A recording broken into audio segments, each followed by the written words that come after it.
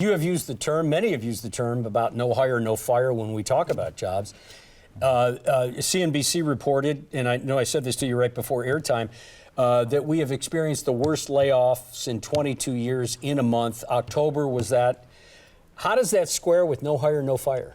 So that was a private sector report, the Challenger Gray report, and it was focused on a couple of industries, right? We heard the Amazon layoff announcement.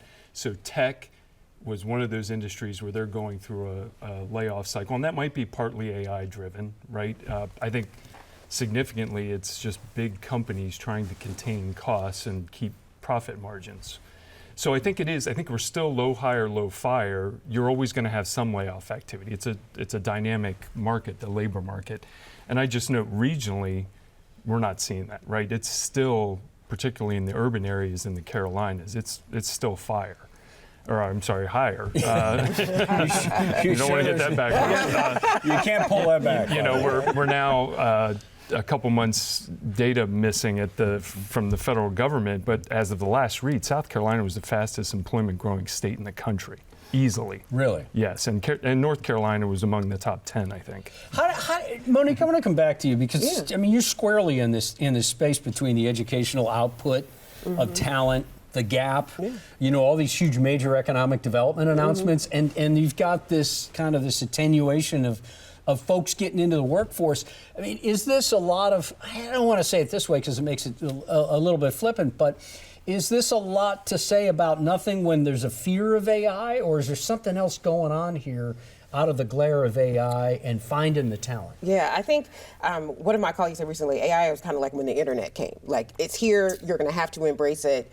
And to what degree you embrace it and use it, there's a lot of fear around AI replacing jobs versus AI making jobs more efficient. And then AI is its own job category itself. If you think about AI, one of the things we think about is think about AI like the way you do Microsoft Outlook. We all at some point had to have a basic toolkit around AI and around Microsoft Outlook. And so AI is the same thing. But then you think about jobs that are born from AI, like an AI prompt engineer. How can you ask the right questions to get the right output to optimize? And so I think that AI actually is opening up another industry of jobs, but will make our work more efficient. Chris, I can piggyback on that. Please, yeah, please. Yesterday we wrapped up our manufacturing conference, annual manufacturing conference, and I talked to our advisory board members as I planned this conference, and the number one concern any manufacturer you talk to is filling those technical skills job, that technical skills gap you alluded to. By 2030, there's going to be 2 million open technical skill jobs, and there's already hundreds of thousands of those now. So how do we fill those, right? Technical schools is playing a big role in that. South Carolina is putting a lot of initiatives in that, but it's still a massive problem. And technical skills is going to, or the technical schools are going to help, but it's still going to be a really big challenge to fill those positions. And another thing is that we've got to expose our students that are in K-12 to these careers that were not in place when we went to school. So public schools not doing that? They are doing that, but we've got to do that even more. And we've got to make sure that our educators are exposed to it, therefore they can expose our kids to it. And so if you think about, I used to work over the border at York Technical College, so you think about the community college system, technical college system. In our particular nonprofit, we're exposing kids to those careers in K-12 so that they can come out wanting and seeking that training. But there's a lot of careers that are on the table now that weren't on the table 2 or 3, 4 years ago.